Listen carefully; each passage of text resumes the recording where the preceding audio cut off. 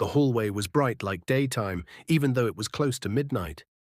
Soft gold lights washed the white walls, and the floor looked like water. Shiny, smooth, quiet. Sam stepped out of the bathroom in his pajamas. Steam followed him like a small cloud. He was smiling, ready to tease his new wife, Natalia, about how long she took to pick a movie for their first night together. But the bed was empty.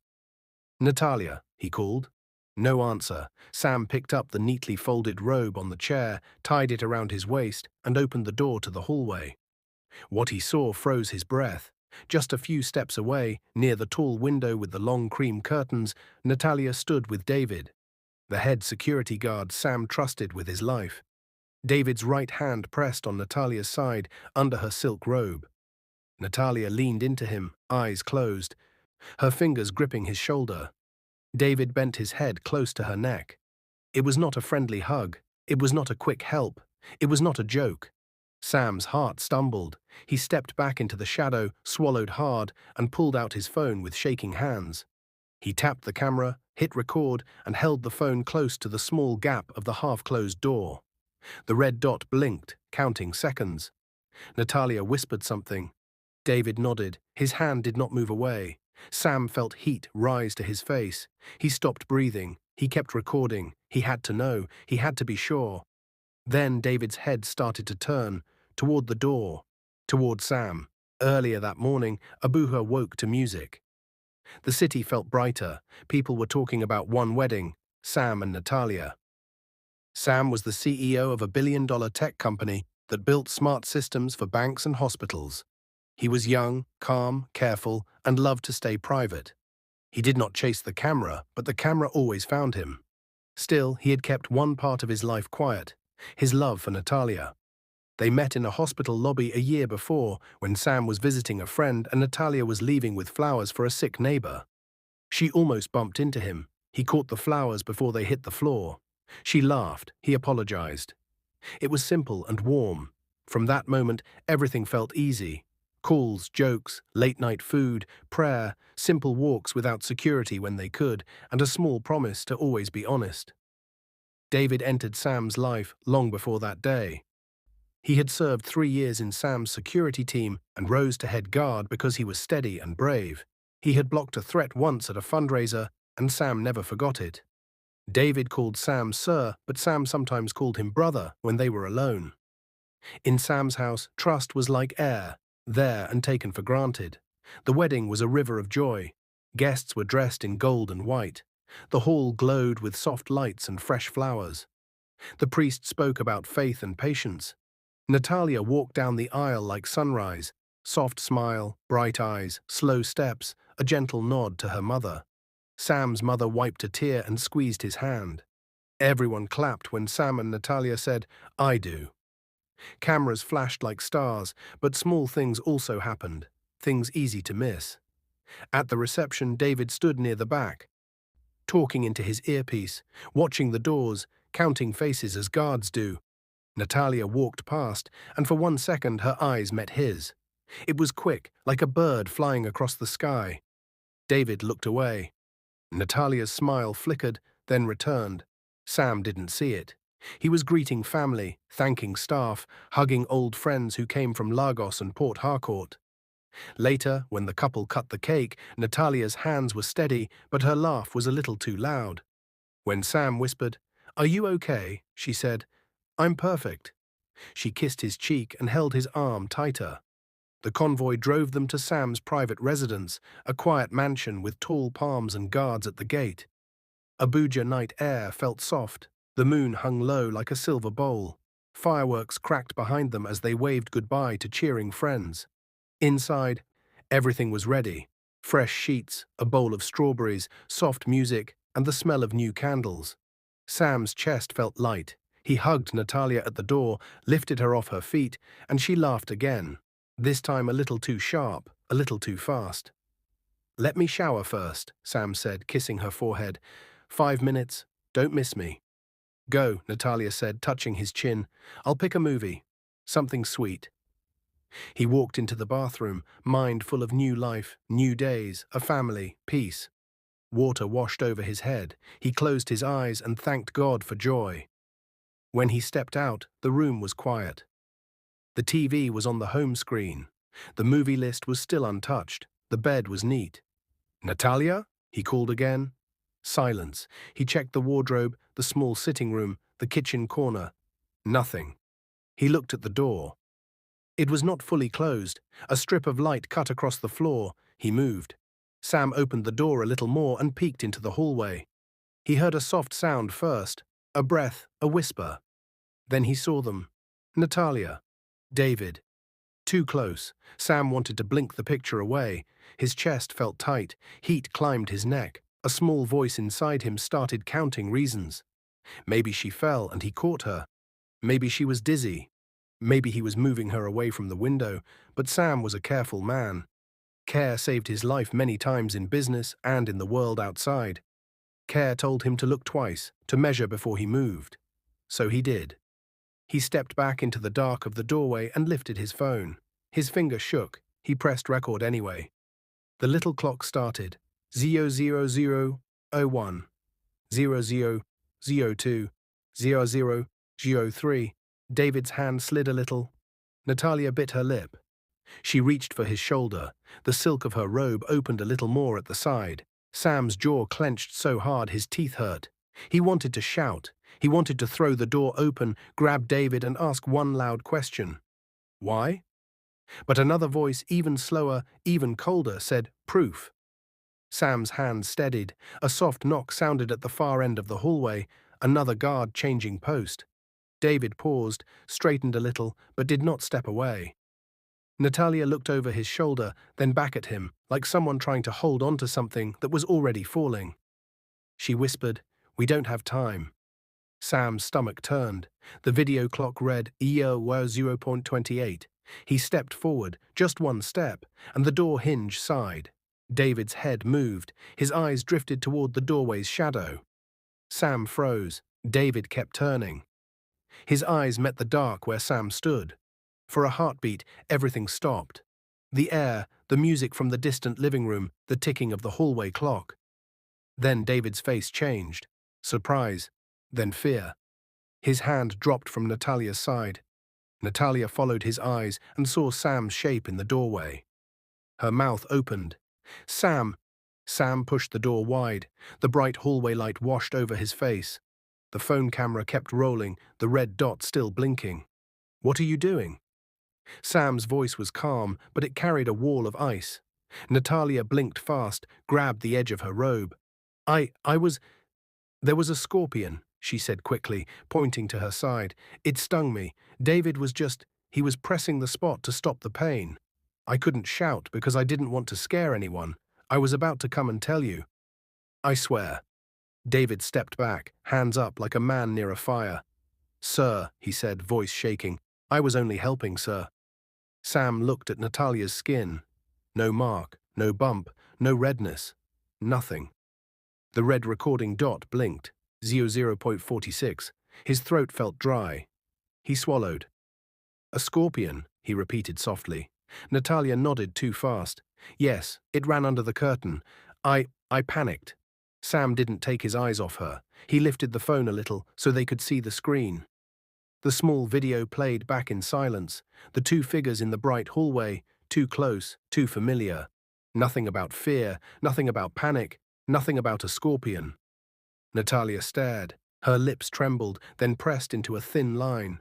Color rose in her cheeks. For a second, she looked like a stranger. David's eyes dropped to the floor. "Sir, don't," Sam said, his voice still low. "Not one more word." The house felt too quiet. Far away, a generator hummed. A guard's radio crackled, then went silent again. The night pressed its ear to the windows. Sam lowered the phone. He could feel his heartbeat in his hands. He thought of the priest's words, his mother's tears, the way Natalia had said, "I do," the dance, the joy, the laughter that seemed a little too loud. He thought of trust, the kind you build slowly, brick by brick, year after year, and how fast a hammer could swing. Natalia took a small step forward. "Please, Sam, listen." He lifted his palm. "Go back to the room," he said. "Right now." She didn't move. Now, he repeated. Natalia turned and walked past him, the silk of her robe brushing his arm. Her perfume felt heavy in his chest. David stood alone in the hallway, eyes on the floor. Keys, Sam said. David slowly pulled the master keycard from his pocket and placed it on the corner table by the window. He swallowed. Sir, Go downstairs, Sam said. Wait by the front door. Do not speak to anyone. David nodded and walked away, steps slow, shoulders tight. Sam stood in the middle of the hallway, phone still in his hand, the video saved, the night broken. He looked toward the balcony door. Abuja's lights glittered outside like 1,000 tiny eyes. His fingers hovered over his phone screen. He could call his lawyer. He could call his mother. He could call no one and pretend the last minute never happened. But truth does not respect closed doors.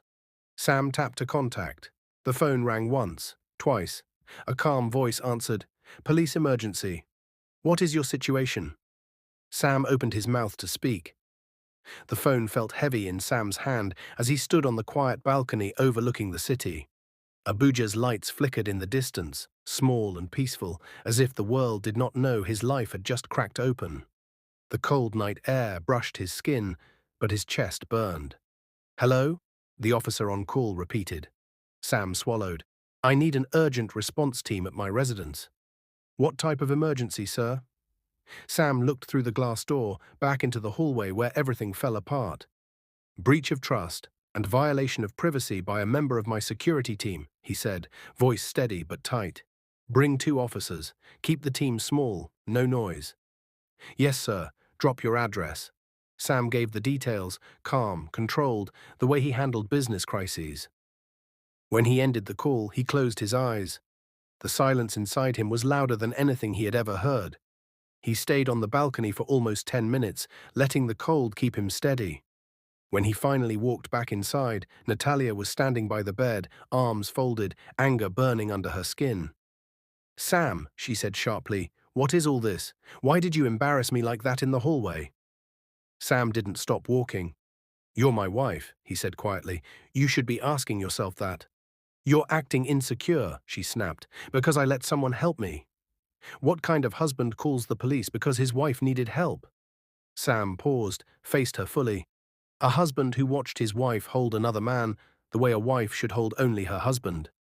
Natalia looked away, jaw clenched. "I told you already. There was a scorpion." "And I told you," Sam said slowly, "I don't believe lies." For a moment, she flinched like he had slapped her, but then she lifted her chin and muttered, "Fine. Believe whatever you want." The doorbell buzzed. Natalia's eyes widened. "Who is that?" "Police." Her lips parted in shock. "Sam, you didn't—" He didn't answer. He walked past her and headed to the living room. 2 uniformed officers stood at the door, one older, one younger. Both looked alert. "Good evening, sir," the older one said. "You called for an emergency response." "Yes," Sam said. "Follow me." They walked toward the staircase, and halfway down they found David standing where Sam told him to, by the door, hands behind his back, tense like someone about to jump from a cliff. When David saw the uniforms, his eyes widened. "Sir, please—" One officer stepped forward. "Are you David Okafor?" David nodded slowly. "You are being taken in for questioning based on a complaint of privacy invasion and breach of security trust," the officer said. David shook his head fast. Officer, I swear I did not invade anything. I was only—" "Save it," the officer replied. As they cuffed him, Natalia suddenly appeared at the top of the stairs. "What is happening here?" she screamed, running down. Sam turned to her silently. Natalia pointed at David. "Leave him alone. He didn't do anything wrong." The officers exchanged glances. Sam spoke calmly. "Interesting. 10 minutes ago you said he did nothing but help you. Now you're defending him like you're his lawyer. Because you're overreacting," she shouted. "You're making a scene. You're ruining everything." Sam looked straight at her. "No, Natalia, you ruined everything." Natalia froze. David's voice cracked. "Madam, please stop. You're making it worse for me." But Natalia didn't stop. She turned to Sam again, shaking with anger. "You're embarrassing me on our wedding night. You're acting like a paranoid man." Sam's jaw tightened. You expect me to trust you after what I saw? I was in pain, Natalia yelled. I told you the truth. But you don't believe your wife, your own wife, yet you believe your phone video. Sam's next words hit like a hammer. I believe what I saw with my own eyes. David lowered his head. Natalia's breathing became fast and shaky. The younger officer nudged David forward. Let's go. As they pulled him outside, Natalia ran after them. Where are you taking him? Where? He didn't do anything. Sam closed the door behind them, shutting her outside. Her voice echoed through the locked door. Sam, open this door. Are you crazy? Sam walked to the dining table, sat down, and buried his face in his hands. For the first time that night, his chest shook, but not with tears. Just disappointment. After a full minute, he stood up and went to the room, leaving Natalia pounding the door. When he opened the door, she nearly fell inside. Her hair was messy, eyes red with rage. You called the police because of a misunderstanding, she cried. Sam, are you even hearing yourself? That was no misunderstanding, he said. Her voice softened suddenly. Too suddenly. Baby, please. Let's talk. I'm upset. You're upset. We can fix this. But Sam wasn't moved.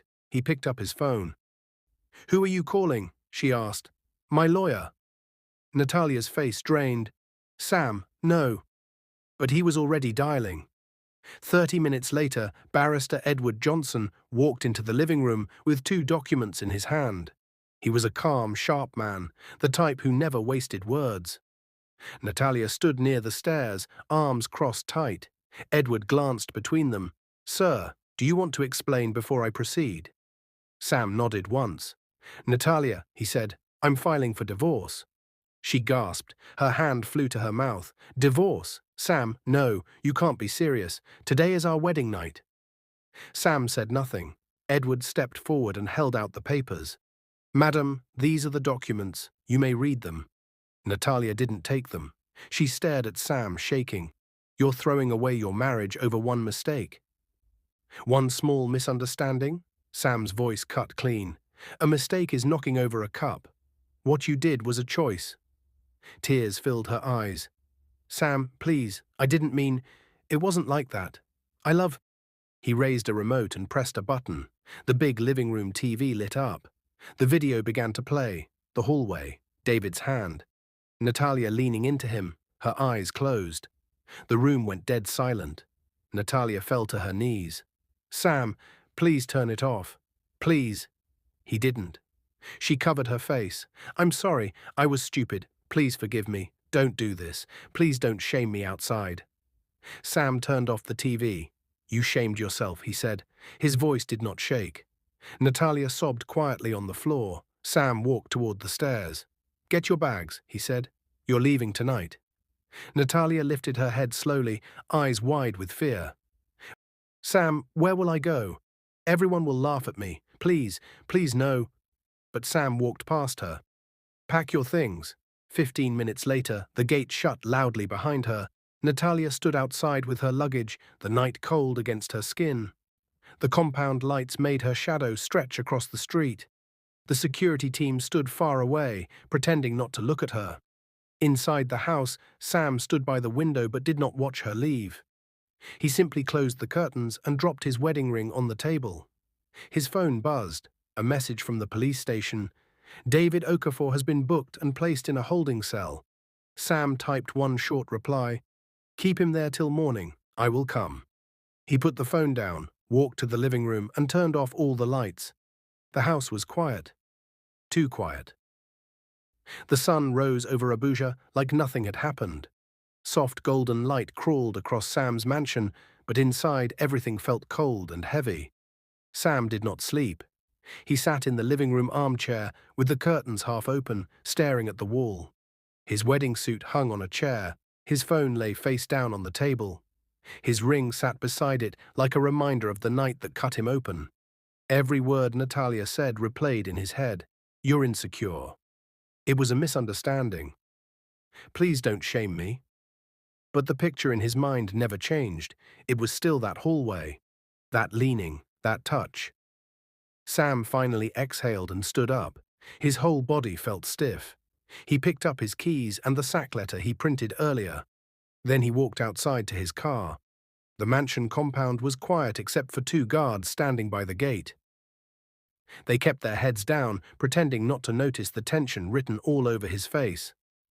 "Good morning, sir," one of them said softly. Sam nodded once, opened the gate. The heavy black gate slid aside. He drove out without looking back. Natalia sat on the floor of the small room she rented overnight. Bare cement walls, 1 plastic chair, a single mattress pushed against the wall. She had cried so much her eyes were swollen. Her phone kept vibrating with notifications: Twitter, Instagram, TikTok, gossip blogs. She didn't need to open them to know what they were saying. The biggest wedding in Abuja. Destroyed in 24 hours. Some posts already had millions of views. Her wedding photos had become memes. She entered as a wife and left as a visitor. Not even honeymoon reached morning. How can you cheat on a billionaire with a guard? Natalia covered her face and cried again. She couldn't go outside. She couldn't eat. She couldn't breathe without feeling the whole world judging her. Her phone buzzed again, this time a call. She wiped her nose and checked the screen. Amanda calling. She hesitated, then answered.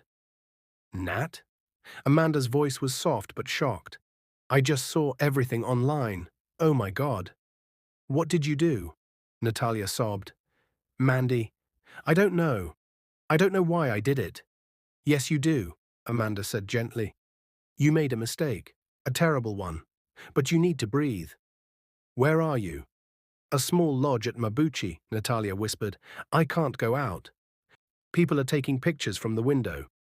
"I'm coming," Amanda said. "Don't move." Natalia dropped the phone and hugged her knees. "Will my life ever be normal again?" She whispered to no one. The police station was busy when Sam arrived. Officers moved around with files, suspects sat on benches, and the air smelled like old paper and disinfectant. The officer on duty recognized him immediately. "Good morning, sir. The guard is still in holding." "I want to see him," Sam said. The officer led him through a short hallway to a small cell. Inside, David sat on the metal bench, his face swollen from crying, his uniform wrinkled, his hands shaking. When he saw Sam, he stood up immediately. "Sir, please, sir, I didn't mean—" Sam raised his hand. "Sit." David sat, trembling. Sam studied him. This was a man he trusted. A man who had protected him. A man he treated with respect. Now that same man was the reason his marriage collapsed. Sam slowly removed an envelope from his pocket. "This is your sack letter," he said. David closed his eyes like someone stabbed him. "Sir, please don't do this. I made a mistake. I was weak. She kept talking to me. She told me things. I didn't—" "You didn't stop her," Sam said. David swallowed hard. "No, sir." Sam didn't raise his voice. He didn't show anger. He was calm. Too calm. "I trusted you," Sam said, "and you broke that trust." David nodded, tears falling. "Sir, I'm sorry. I swear I didn't plan to ruin your marriage." Sam placed the envelope on the bench. "You're not going to court," he said. "I won't press charges." David looked up fast. "Sir, thank you, thank you. But you're fired," Sam continued, "immediately. And you will never work in security again. Not with me, not with any company tied to me." David's face crumbled. "Sir, please, I have no one, no family. This job is the only thing—" "You should have thought about that," Sam said quietly. He turned to leave but paused at the door. "Oh, one more thing." David looked up, hopeful. "I sent your lover a message." David's eyes widened. "Sir, no, please." Sam didn't stop. "I told her you're free. I told her she can have you. Since she chose you over me, I want both of you to enjoy each other without fear." David shook his head desperately. "Sir, she doesn't love me." Sam's voice cut through the room like a blade. "She loved you enough to destroy a marriage." David's breath caught. Sam walked off. The cell door locked behind him. In the small room, Natalia's phone vibrated. She picked it up. One new message from Sam. As she read it, her whole body went numb. "I have freed your lover, David. He is out now. You can be together. I don't want to be the obstacle anymore." Since you prefer a guard to your billionaire husband, I wish you both the best.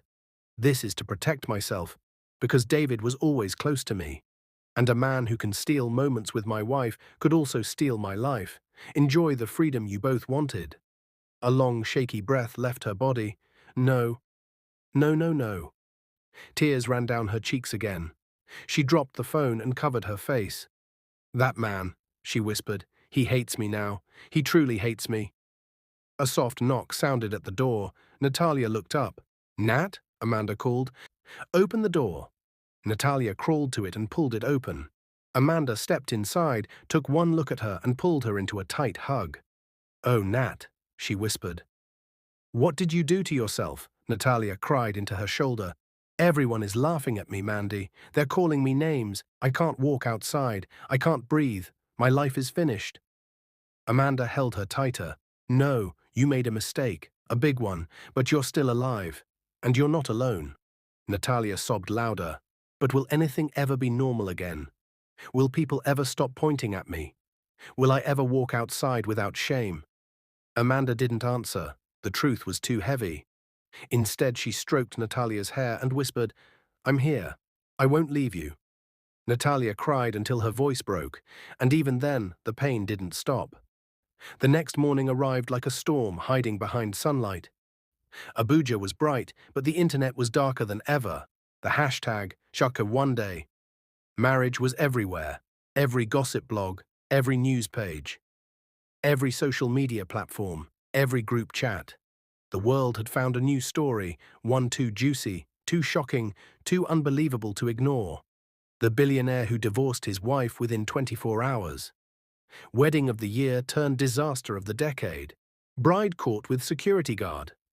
The details were already exaggerated. Some said Natalia and David were kissing. Some said they were in the bedroom. Some even said the wedding was a scam. People believed anything. Natalia saw all of it.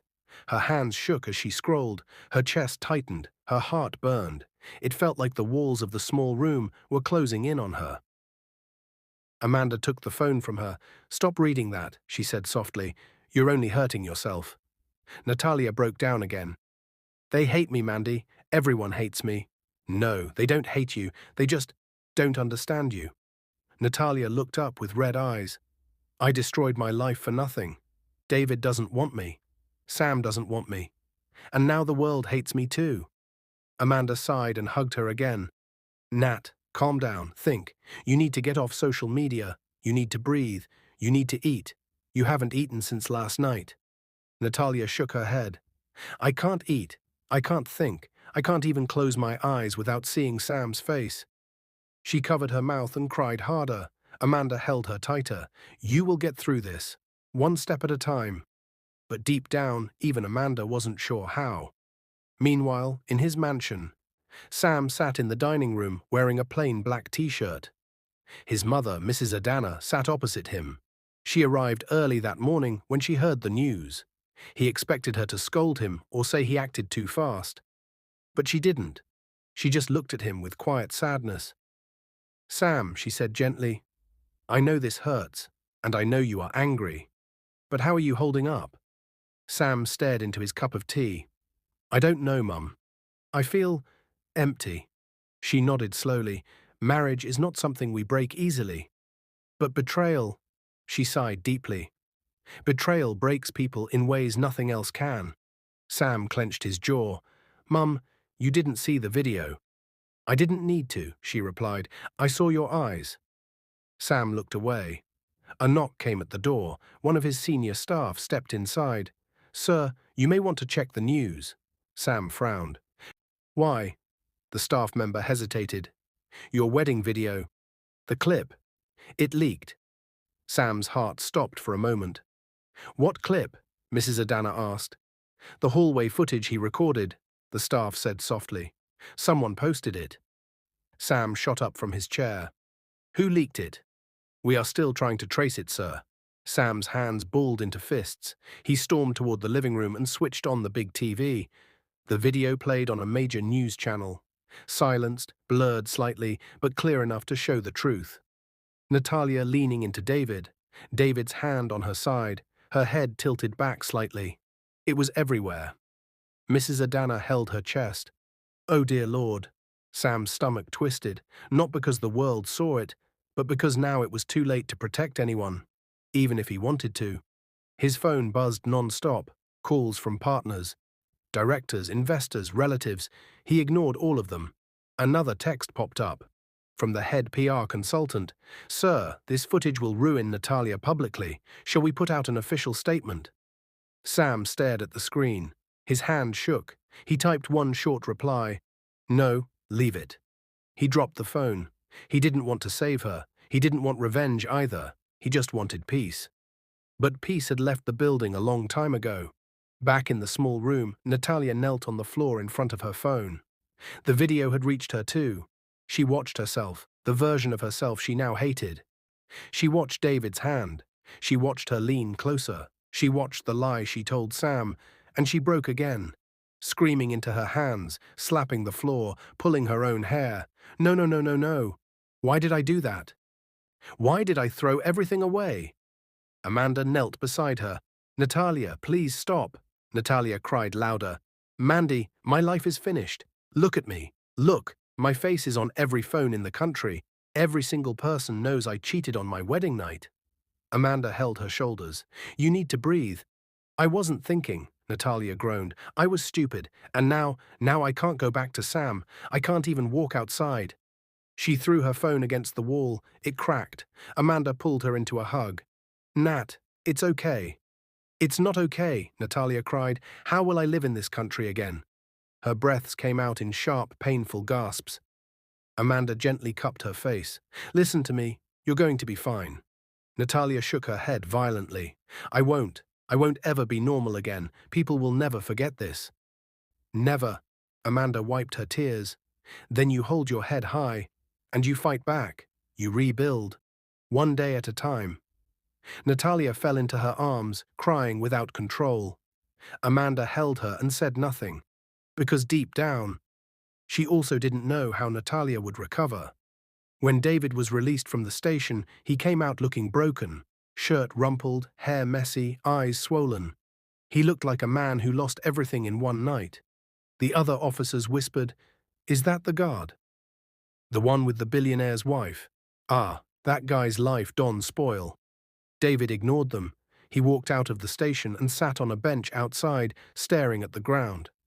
He didn't know where to go. He didn't know who to call. He didn't know what tomorrow would look like. Sam's message replayed in his mind. She chose you over me. Now you two can be together. David clenched his fists. No, he whispered. She didn't choose me. I was stupid. She was foolish. We both destroyed everything. He buried his face in his hands. For the first time in years, David cried. Night came again. Abuja lights flickered outside the small room. Natalia lay on the mattress with her head on Amanda's lap, tears dried on her cheeks, voice barely a whisper. Mandy, answer me honestly. Amanda stroked her hair. What is it? Natalia stared at the ceiling. Will my life ever go back to normal? Amanda hesitated. Her heart broke, but she whispered the only thing she could say, I don't know. Natalia closed her eyes. A tear slid down her cheek, and for the first time since everything happened, she felt truly, painfully alone. The fourth day after the wedding was painfully calm. Too calm. Sam sat in his office, surrounded by glass windows that overlooked the entire Abuja skyline. But he was not looking outside. He wasn't even looking at the stack of documents in front of him. He was staring at the divorce papers, signed by him, blank on Natalia's side. Edward Johnson, his lawyer, stood nearby. Sir, are you sure you want this to be final? Sam didn't blink. Yes. Edward nodded slowly. Then the next step is to serve her officially. Once she signs, Sam interrupted. She won't sign easily. Edward cleared his throat. Sir, given her public shame, she might refuse to let go. Sam leaned back, eyes cold. It doesn't matter. A broken marriage on day one is already over. Edward said nothing more, because there was nothing left to say. Elsewhere in Abuja, Natalia lay under her thin blanket, staring at nothing. Her room, once temporary, now felt like a prison cage. She hadn't stepped outside in 3 days. Because she couldn't. Every time she tried, people pointed phones at her. Someone shouted, "Nashibi the 24-hour bride." Another laughed, "Even biscuits last longer than her marriage." She ran back inside and locked the door. Her shame was so heavy, it felt like a second body lying on top of her. Amanda arrived with food again. She set it down and sat beside Natalia. "Nat, you can't keep living like this. You need to eat." Natalia whispered, "I don't deserve to eat." "Stop talking like that." Amanda grabbed her shoulders gently. "You made a mistake, a terrible one, but you're not the first person to fall." Natalia swallowed hard. "But I fell in front of the entire country." Amanda sighed deeply. "Then you stand up in front of the entire country too. You rebuild your life. You learn from it." Natalia wiped her tears weakly. "But, Mandy, how do I start?" Amanda looked at her, eyes soft. "You start by breathing." Natalia took a shaky breath. Slowly, painfully. It was the first step. There was a knock on the door. Natalia froze. "No, no, I can't talk to anyone." Amanda stood and opened it. David stood outside. Rough, broken, ashamed. His uniform was no longer with him. Instead, he wore an old black t-shirt and faded jeans. His eyes looked empty, like someone carrying stones inside his chest. Natalia gasped and covered her mouth. He stepped in slowly, removing his cap, head lowered. I came to apologize." Amanda looked between them and then stepped aside gently. "I'll give you both a moment." She walked out and closed the door.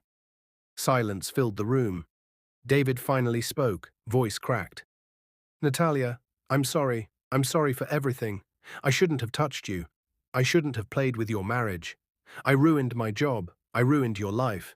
I ruined everything." Natalia wiped her face. "David, I'm sorry too. I made you a part of my stupidity, and I lost my husband because of it." David shook his head. "He deserved better. You knew it. I knew it. But we ignored it." She whispered, "Do you hate me?" "No." David swallowed. "I hate myself." The silence returned. This time it wasn't angry. It was heavy with regret. Natalia took a slow breath. "David, what do we do now?" He lowered his eyes. "We stay away from each other. Forever. Because if we don't, one of us will destroy the other even more. And we've both had enough pain." Natalia nodded slowly, her chest aching. He turned to leave, but before he stepped out, he whispered, "I hope, someday, you forgive yourself." When he left, Natalia collapsed on the floor and cried again. But this time, there was something different about her tears. They were not just tears of shame, they were tears of release. That evening, Sam arrived home with one goal: closure.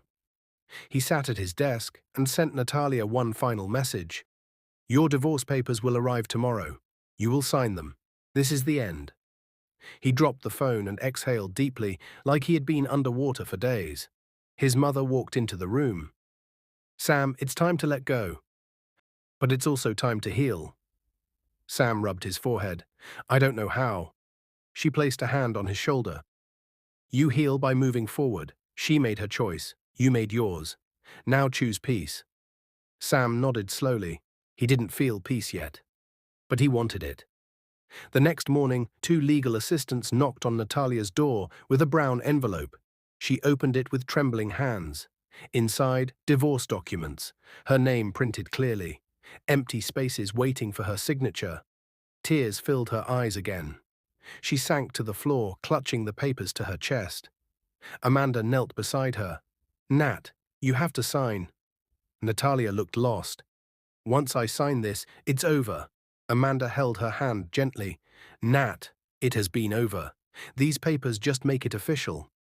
Natalia cried softly. "Will Sam ever forgive me?" Amanda exhaled slowly. "Forgiveness doesn't always mean going back. Sometimes it just means moving on." Natalia nodded weakly. Her tears dropped onto the papers. Her hand shook as she lifted the pen, and she signed. Her marriage ended not with a fight, but with a quiet stroke of ink. Later that evening, Natalia sat outside her small room for the first time in days. The sky was purple, the air cool. Amanda sat beside her. Natalia whispered, "Mandy." Will people ever stop pointing at me? Amanda squeezed her hand. One day, yes. And until then, Amanda smiled sadly. Until then, you walk with your head up. Natalia leaned on her shoulder, for the first time since everything fell apart. She wasn't crying, she was breathing, broken, ashamed, but breathing, and sometimes that's the first step toward rebuilding a life. Meanwhile, Sam stood on his balcony, watching the city lights. His phone buzzed, a message from one of his board members. We heard what happened. We are concerned about your emotional state. Please come for a short retreat. Clear your mind. The company still needs you. Sam put down the phone. Retreat.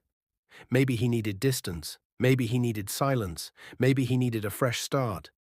He folded his arms and looked into the night sky, unaware that soon, very soon, his path would cross with someone new. Someone who would challenge him. Someone who would change him. Someone who would rewrite everything he thought he knew about love, loyalty, and healing. But that was a story for another day. If you like this story, comment, share, and subscribe to our channel for more interesting stories.